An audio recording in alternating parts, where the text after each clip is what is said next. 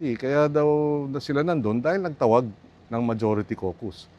Kung nagtawag sila ng all senators caucus, nandun kami. Pero hindi eh. So, hindi totoo yung may mga paratang, no, at mga akusasyon na kaya umalis ng maaga dahil may advance info. That is completely false. Reaction nyo lang po doon sa nangyari mismo? Nakakalungkot.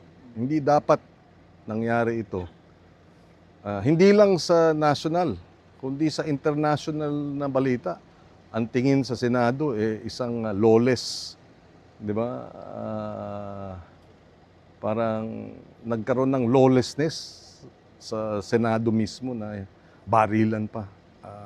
Kawawa ang Pilipinas sa ganitong klaseng mga balita. And unfortunately, we hope, no, na the leadership in the Senate will come together with the members, the 24 members. 24 na lang kami. No, hanapan natin ng paraan para itong ganitong tensyon at ganitong escalation ng mga violent, di ba? Unbelievable. I've been in the Senate 3 terms. This is my 4th term. Ngayon lang ako nakaranas ng ganitong klaseng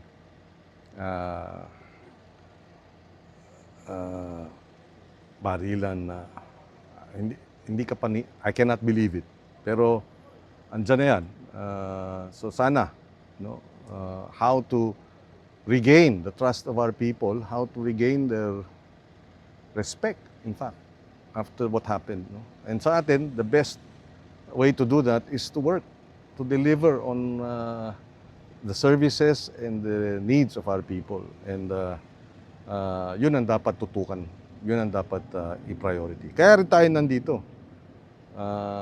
May mga nag-suggest na i-cancel. Pero sabi ko, importante rin ito eh. Di ba? Hindi kung may krisis sa Senado, yung pagsiservisyo must go on.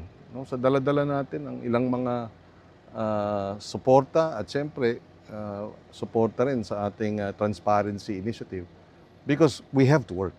And I think that's the best way to regain the trust after this unfortunate, tragic, di ba? Unacceptable, di ba, turn of events sa Senado.